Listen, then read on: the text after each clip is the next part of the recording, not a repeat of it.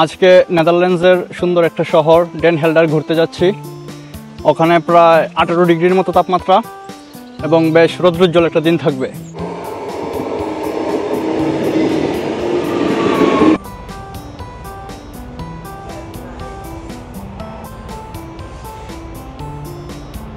ট্রেনে বসে প্রাকৃতিক সৌন্দর্য উপভোগ করতে করতে চলে আসলাম ডেন হেল্ডার। এবারে যেদিকে দু চোখ যায় সেদিকে শুধু ঘুরবো। ডেন হেল্ডারে সুন্দর একটি মন্দিরের খোঁজ পেয়ে যাই। এর নাম ভিনয়াগর টেম্পল, মূলত গণেশ ঠাকুরের মন্দির এটি। মন্দিরটি দেখে মনে হলো এর কাজ পুরোপুরি এখনো শেষ হয়নি। এখন আমি চলে আসছি ফোর্ট ডির্কস অ্যাডমাইরাল। এটা একটা বাংকার যেটা 1882 সালে তৈরি করা হয়েছিল। এবার সিঁড়ি দিয়ে উপরে উঠতেছি, দেখি উপরে কি আছে। এখানে দেখা যাচ্ছে সেই যে বিশ্বযুদ্ধের সময়কার যে সব গোলা বারুদ, এগুলি কিন্তু এখানে এভাবে পড়ে আছে। এখন আমি যেখানে আছি এটা হচ্ছে একটা বাংকার যেটা বিশ্বযুদ্ধের সময় সৈন্যরা ব্যবহার করত। আর এই যে কুঠুরিগুলো দেখা যাচ্ছে এগুলোর ভিতর থেকে সৈন্যরা যুদ্ধ করত।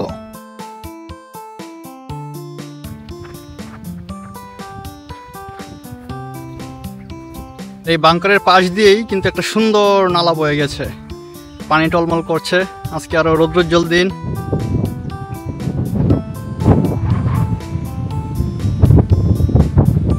এখন আমি আছি ডেন হেল্ডার নেভি মিউজিয়ামের সামনে। তো এখানে একটা বিশাল বড় সাবমেরিন রাখা আছে। তো এখন মিউজিয়ামের ভিতরে ঢুকবো। আর মিউজিয়ামের ভিতরে বেশ কিছু মডেলের শিপ, বোট এবং বেশ কিছু এক্সিবিশন এরিয়া আছে, সেগুলো এক্সপ্লোর করব।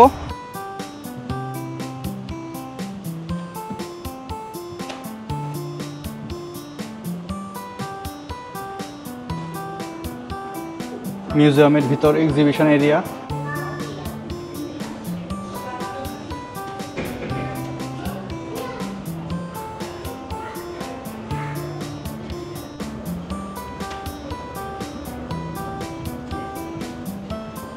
তখনকার নৌ সৈনিকদের যে পোশাক ছিল এবং যে তলোয়ার তা দেখতে পাচ্ছি। মূলত এগুলো হচ্ছে 1800 শতাব্দীর নৌ সৈনিকদের যে পোশাক, ডাচ নৌ সৈনিক তাদের। এখানকার সব এক্সিবিশন 1940 থেকে 1945 সময়কার বিভিন্ন মডেলের বন্দুক এবং যুদ্ধের যত সরঞ্জামাদি আছে।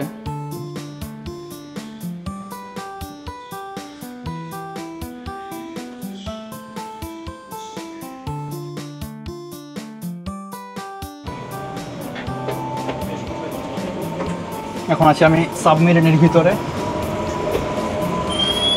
জীবনের প্রথম কোনো সাবমেরিনের ভিতরে ঢুকলাম। খুবই ছোট ছোট রুম। এটা হচ্ছে ডাইনিং স্পেস। আমরা দেখতেই পাচ্ছি সেই সময়কার সৈন্যরা আসলে এই রুমগুলোর ভিতরেই থাকতো, এখানেই খাওয়া দাওয়া করতো, রান্না বান্না করতো এবং এখান থেকে সমস্ত যুদ্ধের কার্যক্রম পরিচালনা করতো। যে রেডিও, টেলিভিশন সব কিছু রাখা আছে ডাইনিংয়ের সাথেই এবং প্রত্যেকটা জায়গায় জায়গায় রেডিও সিগন্যাল দেওয়া আছে। একটা সৈনিকের ঘর, মূলত একদম ছোট্ট একটা বিছানা যেখানে ঘুমায় এবং এর সাথে আবারও দেখতে পাচ্ছি বিভিন্ন রেডিও সিগন্যাল, সমস্ত কিছু যুদ্ধের আপডেট পাওয়ার জন্য।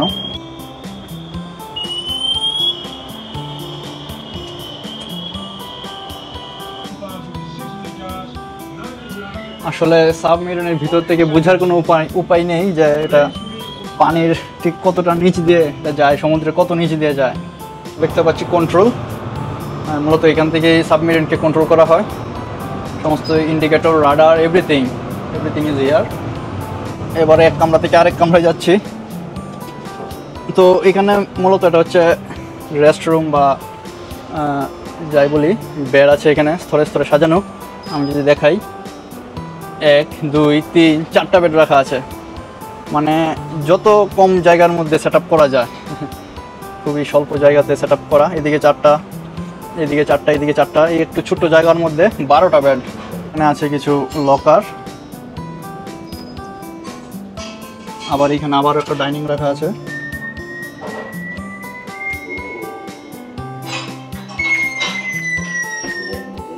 কফি, ব্রেড, রাইস মিল এগুলো এখানে প্রিপেয়ার করা হয়। তো এবার আরেকটা কামরায় আসলাম। এইখানে আমরা একটা টয়লেট দেখতে পাচ্ছি, ওয়াশরুম, খুবই ছোট্ট জায়গা। সাবমেরিনের ইঞ্জিনের শব্দ পাচ্ছি।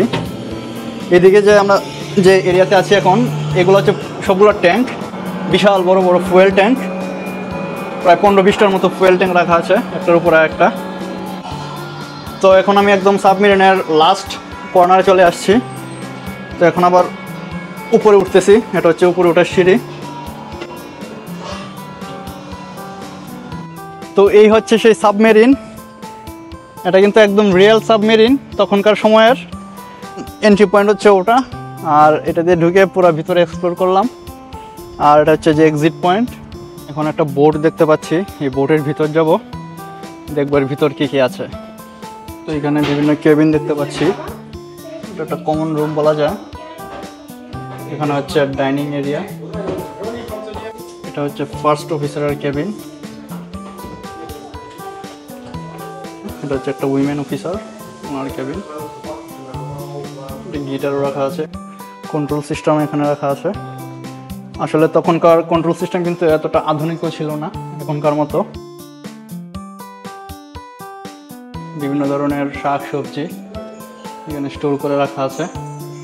একটি সুন্দর দোলনা রাখা আছে।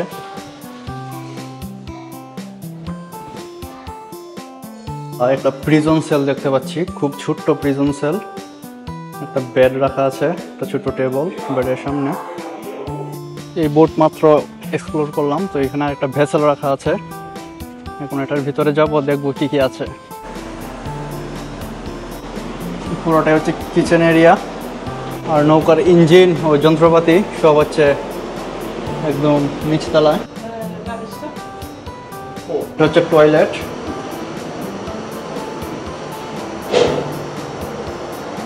এটা হচ্ছে অ্যাডমিনিস্ট্রেশন কেবিন। তো এখান থেকে সমস্ত অফিসিয়াল কাজকর্ম করা হতো। একটা টাইপরাইটার দেখতে পাচ্ছি, তখনকার সময় টাইপরাইটার। এখন আছি মেরিটাইম ওয়ার্কশপ, ওইটার সামনে। তো দেখি এটার ভিতরে কি আছে। তো এই এরিয়াতে আসার পর ডেন হেল্ডারের ইতিহাস জানতে পারছি। তো 1800 শতাব্দীর দিকে এটা একটা গ্রাম থাকে। এই গ্রামের মানুষজন তখন ছিল খুবই দরিদ্র, এবং এই যে আমরা যাদেরকে দেখতে পাচ্ছি ওরা হচ্ছে আসলে তখনকার সময়ের ওয়ার্কার। তো তারপরে এখানে এই নাভাল ডেকইয়ার্ড গড়ে ওঠে, যেখানে জাহাজ মেরামত বা শিপ নৌকা এগুলো মেরামত বা বানানোর কাজ চলতো, এবং তাতে করে গ্রামের মানুষ কাজ পায়, ওদের জীবনমান উন্নত হতে থাকে। কিন্তু ওদেরকে প্রায় প্রত্যেক দিন 11 ঘন্টা করে কাজ করা হতো, এমনকি ছোটো ছোটো বাচ্চারাও কাজ করতো। আমরা ইতিমধ্যে কয়েকটা ছোটো বাচ্চার স্কাল্পচার এখানে দেখেছি, যারা তখনকার সময় ডেকইয়ার্ডের ওয়ার্কার ছিল। তো এরপর আস্তে আস্তে 1900 শতাব্দীর দিকে এই ডেন হেল্ডার একটা টাউনে রূপান্তরিত হয়, এখানকার মানুষের জীবনমান উন্নত হয় কিছুটা। তো এইখানে দেখতে পাচ্ছি নৌকা ও জাহাজ মেরামতের সব সরঞ্জামাদি।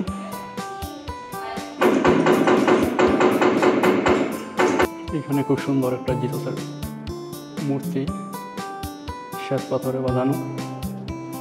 তখনকার সময়ের যে ধর্মবিশ্বাস, খ্রিস্টান ধর্মের সাথে যে মেরিটাইমের যে কানেকশন, এই ফ্লোর এই পুরোটাই প্রদর্শন করে।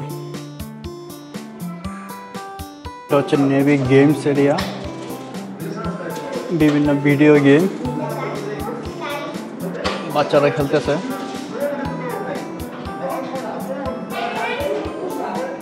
আমি এখন আছি ল্যান্সজাপ লাইট হাউসের সামনে। ল্যান্সজাপ মানে হচ্ছে অনেক উঁচু, আর লাইট হাউস মেইনলি রাতের বেলায় লাইট ডিরেকশন দিয়ে থাকে সমুদ্রগামী জাহাজ বা বোটকে। আর এখন পর্যন্ত ওয়ার্ল্ডের সবচাইতে উঁচু লাইট হাউস হিসেবে ধরা হয় এই ল্যান্সজাপ লাইট হাউসকে।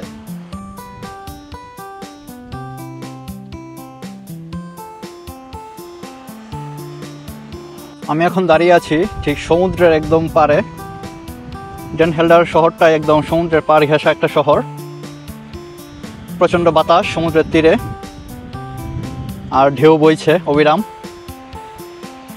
আর এখন প্রায় বিকাল, তো সূর্য অস্ত যাবে একটু পরেই। ঢেউয়ের গর্জন শুনে বলতে ইচ্ছে হচ্ছে,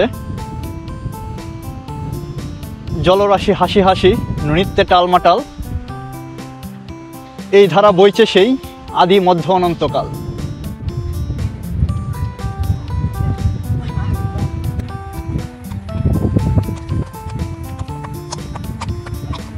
এখন আমি ডেন হেল্ডার সমুদ্রের পার ঘেঁষা একটি রাস্তা দিয়ে সাইকেল চালাচ্ছি। খুবই নিরিবিলি রাস্তা, একদমই জনমানবহীন। দুই দিকে হচ্ছে ন্যাচারাল প্রিজার্ভ, যেখানে হরহামেশাই বিভিন্ন জন্তু জানোয়ার ও পাখ পাখালির দেখা পাওয়া যায়। তো পাখির সেই কিচিরমিচির শব্দে সত্যিই মন একদম ভালো হয়ে যায়, সব ক্লান্তি আর অবসাদ যেন নিমিষেই শেষ হয়ে যায়।